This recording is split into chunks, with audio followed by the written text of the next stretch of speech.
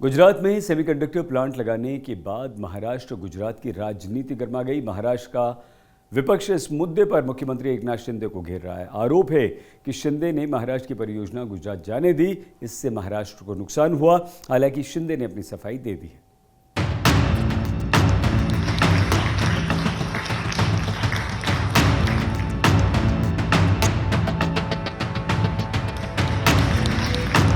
गुजरात के गांधीनगर में आयोजित ये समारोह कई मायनों में खास था।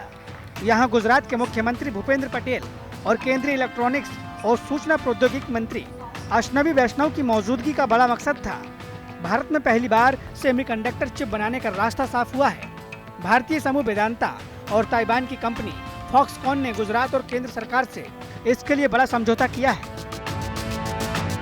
आज जिस भी क्षेत्र में जाना चाहेंगे, दो चीज इंपॉर्टेंट है, एक सेमीकंडक्टर और एक ग्लास। दोनों आज हम इंपोर्ट करते हैं, पूरी दुनिया इंपोर्ट करती है। आज पूरी वॉर चल रही है अमेरिका में कि ताइवान को ले लेना है क्योंकि वहां सेमीकंडक्टर है, ग्लास है। वो अब गुजरात में बनने वाला है।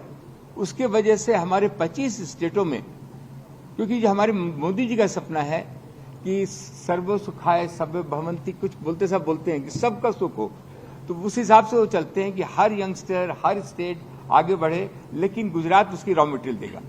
बहुत सारी चीजें, सबसे इम्पोर्टेंट है रोजगार। आज आपको स्पष्ट रूप से कहा गया है और मैं दोहरा रहा हूं, इस एक अकेले इनिशिएटिव से आज मोदी साहब को इस एक अकेले इनिशिएटिव से 1 लाख डायरेक्ट रोजगार, 1 लाख डायरेक्ट। और ये जो शुरुआत है, इसमें पौधा है, ये जड़ है, बढ़ेगा, बहुत बढ़ेगा। 1 फैक्ट, 4 फैक्ट, 5 फैक्ट, 10 फैक्ट। हमने हाल ही में देश के प्रथम डेडिकेटेड सेमीकंडक्टर पॉलिसी लागू की है। आत्मनिर्भर भारत के लिए आत्मनिर्भर गुजरात की हमारी प्रतिबद्धता इस पॉलिसी से भलीभांति साकार होगी। गुजरात की डेडिकेटेड सेमीकंडक्टर पॉलिसी का समर्थन करते हुए वेदांता और फॉक्सकॉन ग्रुप गुजरात में निवेश करने आज गुजरात सरकार के साथ MOU किया है। समझौते के मुताबिक वेदांता और फॉक्सकॉन गुजरात में करीब 1,54,000 करोड़ रुपए की परियोजना शुरू करेगी, जिसके तहत कारों, मोबाइल, इलेक्ट्रॉनिक आइटम में इस्तेमाल होने वाले सेमीकंडक्टर चिप का निर्माण किया जाएगा। भारत में फिलहाल इस चिप का निर्माण नहीं होता है और इसका आयात विदेशों से होता है। इस परियोजना के शुरू होने से करीब 1 लाख लोगों को डायरेक्ट रोजगार भी मिलेगा। यानी साफ है कि प्रधानमंत्री मोदी के गृह राज्य को निवेश का सीधा फायदा मिलेगा। लेकिन इस समझौते के साथ ही महाराष्ट्र गुजरात की राजनीति भी गर्मा गई है। महाराष्ट्र का दावा है कि इस परियोजना को महाराष्ट्र में लगाने की बात जब मंजूर हो गई थी, तो परियोजना गुजरात कैसे चली गई। कांग्रेस के साथ शिवसेना और महाराष्ट्र नवनिर्माण सेना गुस्से में है और मुख्यमंत्री एकनाथ शिंदे पर जमकर निशाना साध रही है। एकनाथ शिंदे पर गुजरात के लिए महाराष्ट्र के हित की अनदेखी करने के आरोप लग रहे हैं।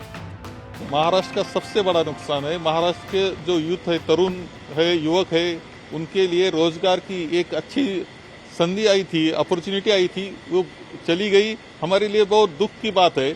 और गुजरात में यही नहीं, बहुत सारे अच्छे प्रकल्प जो महाराष्ट्र के लिए थे वो गुजरात जा रहे हैं।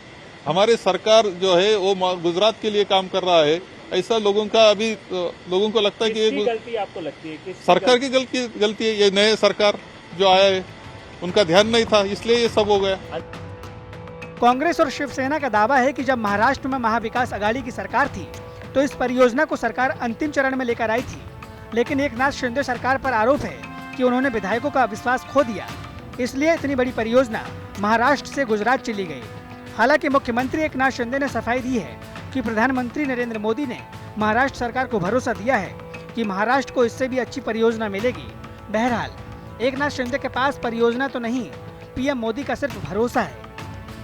आज तक ब्यूरो। गुजरात में पूर्व सैनिकों की रैली पर पुलिस की सख्ती से एक पूर्व सैनिक की जान चली गई। इसके बाद भड़के पूर्व सैनिकों ने ऐलान कर दिया कि वो शव को लेकर सचिवालय तक जाएंगे। सैकड़ों पूर्व सैनिक अस्पताल में पहुंच गए। किसी तरह पुलिस ने पोस्टमार्टम के बाद शव परिजनों को सौंपा, लेकिन अब इस पर जबरदस्त राजनीति हो रही है।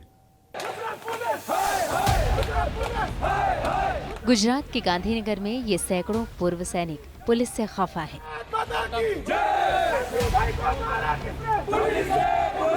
और नारेबाजी करते हुए सचिवालय की तरफ बढ़ रहे हैं। आरोप है कि इस दौरान पुलिस की सख्ती की वजह से हार्ट अटैक से एक पूर्व सैनिक की मौत हो गई।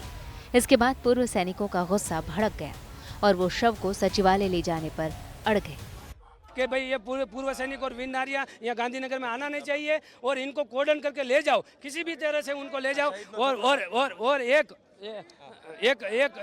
पूर्व सैनिक को पुलिस के द्वारा लाठीचार्ज छाती के ऊपर किया और आज वो शहीद हो गया है। हम अभी उनको डेड बॉडी लेने जा रहे हैं, उसके बाद वो डेड बॉडी लेके सचिवालय के अंदर घुसेंगे। पूर्व सैनिक की मौत के बाद पोस्टमार्टम हाउस के बाहर भी बड़ी तादाद में पूर्व सैनिक जमा होकर नारेबाजी करने लगे। कुछ पूर्व सैनिक अस्पताल में भी घुस गए और हंगामा किया। मामले को लेकर सियासत भी होने लगी। आप और कांग्रेस के नेता भी पूर्व सैनिकों का समर्थन करने के लिए अस्पताल पहुंच गए।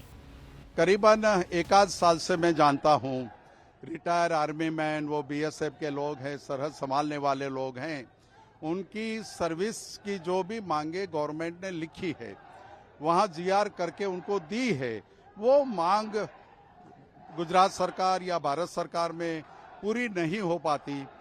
कई बार वो गांधीनगर आए, अहमदाबाद आए, सरकार ने कुछ कमेटी बनाई, कमेटी बनाने के बावजूद भी उनकी मांगे पूरी नहीं कर रही। पूर्व सैनिकों का कहना है कि उनको बाकी राज्यों जैसी सुविधाएं गुजरात में नहीं मिल रही और इसी के खिलाफ वो आंदोलन कर रहे थे। मांगे क्या है आप लोगों की?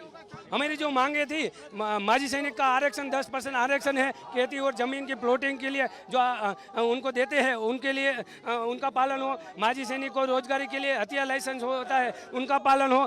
पगार रक्षण, ऐसे 14 मुद्दा की मांगों को लेकर हम आज सरकार को अनुरोध करने जा रहे थे। लेकिन सरकार ने जो आपकी राशि की मांग थी कि जो पैसे मिलने चाहिए, वो मांग तो स्वीकार कर ली है। बिल्कुल बिल्कुल, ये आपके समक्ष सरकार ने ये रखा कि हमने ये 1 करोड़ की मांगे पूरी की है, मगर अभी भी उसमें विसंगता है। उसमें एक जो 7वां नंबर का क्रम था वो सरकार ने निकाल दिया गया। सरकार ने बहुत चालाकी से ये किया है। मैंने बताया था सचिव को, मगर ये बात मेरी मानी नहीं गई और आगामी मीटिंग भी नहीं करी। पूर्व सैनिक की मौत के बाद अब इस मुद्दे को लेकर राजनीति होनी तय है। गांधीनगर से गोपी घांगर, आज तक।